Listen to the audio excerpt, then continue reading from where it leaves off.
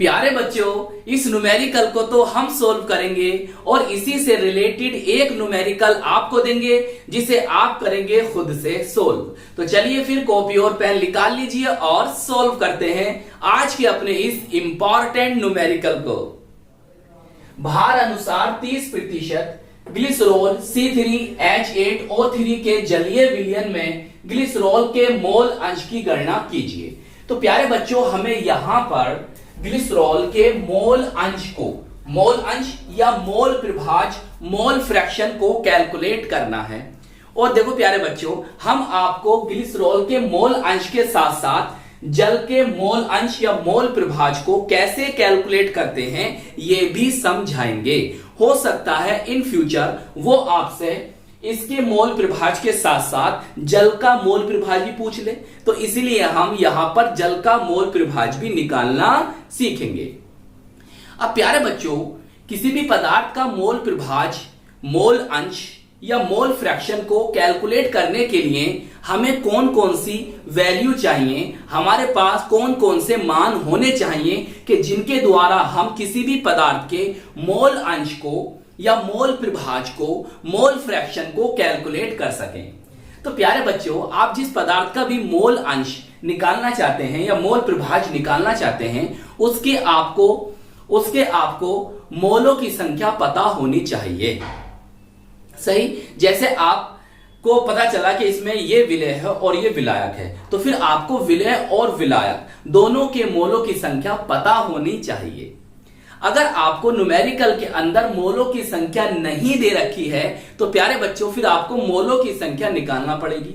तो मोलों की संख्या निकालने के लिए प्यारे बच्चों याद रखना है कि आप जिस पदार्थ के भी, या विलेय का या विलायक का या किसी भी पदार्थ का भी अगर आप मोलों की संख्या निकालना चाहते हैं तो उस पदार्थ का आपको भार या द्रव्यमान पता होना चाहिए। और प्यारे बच्चों, आपको उस पदार्थ का अणुभार या मोलर द्रव्यमान पता होना चाहिए, जब भी आप प्यारे बच्चों उस पदार्थ के मोलों की संख्या को निकाल सकते हैं। तो कुल मिलाकर कहना यही है कि आप किसी पदार्थ का मोल प्रभाज या मोल अंश, मोल फ्रैक्शन को कैलकुलेट करना चाहते हैं तो फिर आपको मोलों की संख्या निकालना पड़ेगी।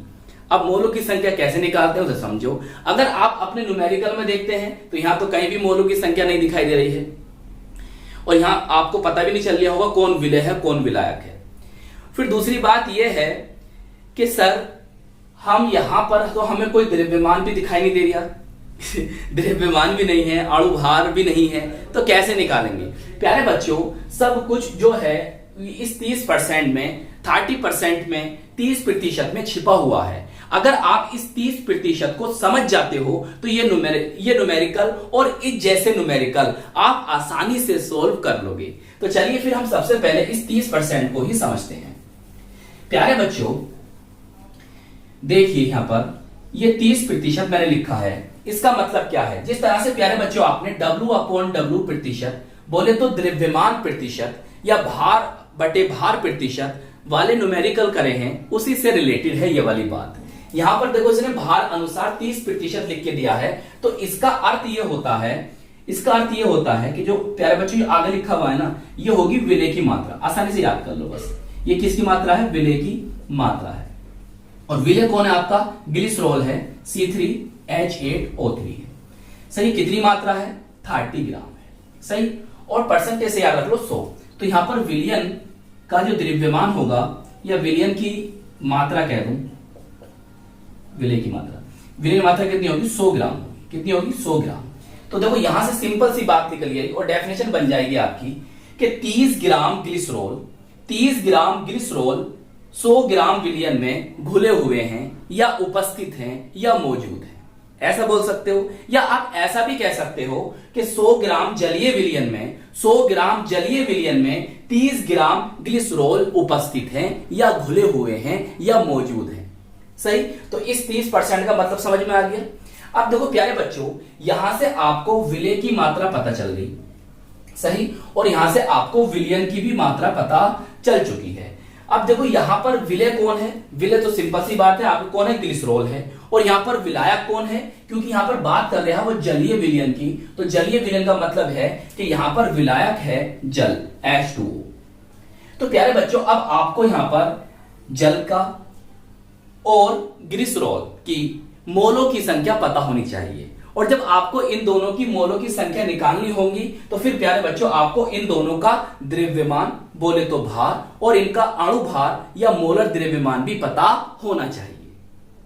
समझ रहे हो मेरी बात? पूरी वीडियो देखना, स्किप मत करना, आपको बिल्कुल समझ में आ जाएगा, और इस टाइप के जितने भी न्यूमेरिकल आएंगे ना आप आसानी से सोल्व कर लोगे। अब प्यारे बच्चों अब हमें यहां पर तो विलेय की मात्रा पता चल गई है और विलयन की मात्रा पता चल गई है। आपको पूरे न्यूमेरिकल में कहीं भी विलायक की मात्रा नहीं दे रखी है, तो यहीं से आप निकाल सकते हो। वो कैसे? जैसे आप जानते हैं कि विलयन बराबर विलेय प्लस विलायक होता है, बस इसी तरह से विलयन का द्रव्यमान बराबर विलेय का द्रव्यमान प्लस विलायक का द्रव्यमान। तो विलायक का द्रव्यमान कैसे निकालेंगे आप? विलयन के द्रव्यमान में से प्यारे बच्चों विलायक का द्रव्यमान कैसे निकालेंगे? विलयन के द्रव्यमान में से मैं यहां लिखता हूं थोड़ा सा नीचे, कैसे निकालेंगे? देखो विलयन के द्रव्यमान में से कितना है? 100 है, और विलेय का द्रव्यमान कितना है? 30 है। इसे घटा देंगे, सही, कितना आ जाएगा? 70। तो 70 ग्राम होगा प्यारे बच्चों आपका विलायक का द्रव्यमान। सही है।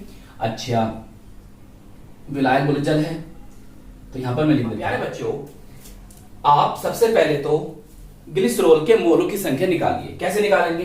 देखो यहां पर मैंने लिख भी दिया है। हमें ग्लिसरॉल का मोल प्रभाज और जल का मोल प्रभाज ज्ञात करना है। अब विलेय हमारा ये है, इसका द्रव्यमान, विलेय के लिए W2 लिखेंगे, 30 ग्राम आ गया। सही है।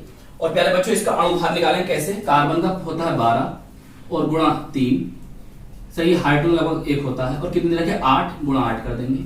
ऑक्सीजन कितना होता है? 16 होता है परमाणु भार, परमाणु द्रव्यमान, और गुणा कर देंगे 3 से, आ जाएगा 92 ग्राम पर मोल। सही। चलिए अब देखो इसके मोलों की संख्या कैसे निकालेंगे? ये होता है विलेय के लिए हम 2 लिखते हैं ना, तो कैसे निकालेंगे? देखो ध्यान से, N2 बराबर होगा प्यारे बच्चों, W2 कितना है? इसका 30 है, सही है, और M2 कितना है? इसका 92 है। तो यहां पर आ जाएगा प्यारे बच्चों आपका आंसर निकल के N2 बराबर, तुम नीचे नीचे लिखना, सही है, बराबर आ जाएगा 0.326 मोल। सही है।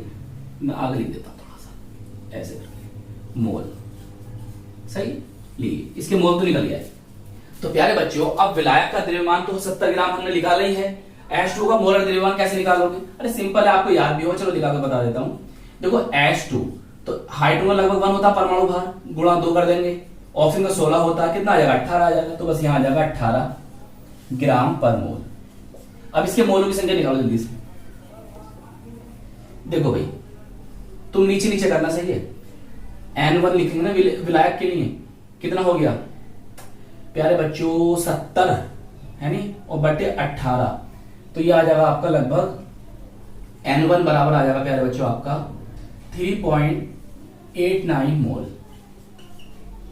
चलिए अब देखो आपको विलेय और विलायक के मोलों की संख्या पता चल गई है, तो अब आप इनका मोल प्रभाज या मोल अंश आसानी से कैलकुलेट कर सकते हैं।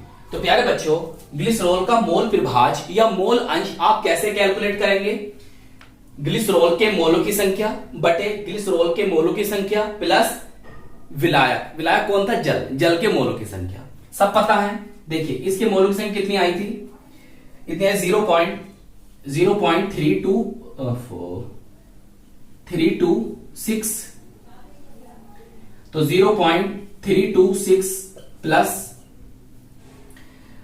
जल के लिए कितनी थी? 0.89। सही है। तो प्यारे बच्चों ये बन जाएगा आपका, यहां पर लिख देता हूं, तो 0.326 अपॉन ये बनेगा आपका नीचे 4.216।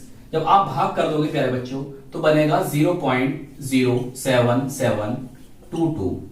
देखो एक बात ध्यान समझना मेरी,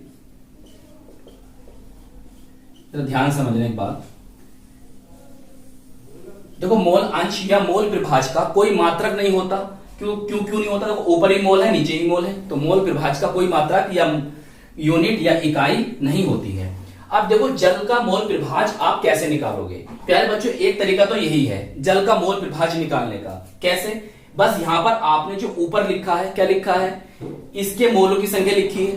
अब अगर आप जल का मोल प्रभाज निकालोगे तो ऊपर जल के मोलों की संख्या लिखोगे और बाकी नीचे सेम रहना है। सही, एक तरीका तो यह है। या सबसे आसान तरीका देखो ये है कि अगर आप जल का मोल प्रभाज निकालना चाहते हैं तो आप क्या करेंगे, 1 माइनस ग्लिसरॉल का मोल प्रभाज C3H8O3 ऐसा कर देंगे। तो प्यारे बच्चों अब आप क्या करेंगे, आप देखो ऐसा करेंगे 1 में से इसका कितना मान आया, इसका आया 0.07722। इसे जब घटाओगे तो प्यारे बच्चों जल का मोल प्रभाज निकल कर आएगा 0.9227 और मोल प्रभाज का कोई मात्रक नहीं होता है। चलिए नोट कर लीजिए, आपका न्यूमेरिकल हो गया सोल्व। तो चलिए फिर प्यारे बच्चों अब आप इस न्यूमेरिकल को खुद से सोल्व करेंगे। तो आई होप ये न्यूमेरिकल आपको अच्छी तरह से समझ में आ गया होगा। तो प्यारे बच्चों इस वीडियो को लाइक कीजिएगा, अपने दोस्तों में शेयर जरूर कीजिएगा और चैनल को सब्सक्राइब कर लीजिएगा। हम मिलेंगे आपको इसकी नेक्स्ट वीडियो में। जय हिंद, जय भारत।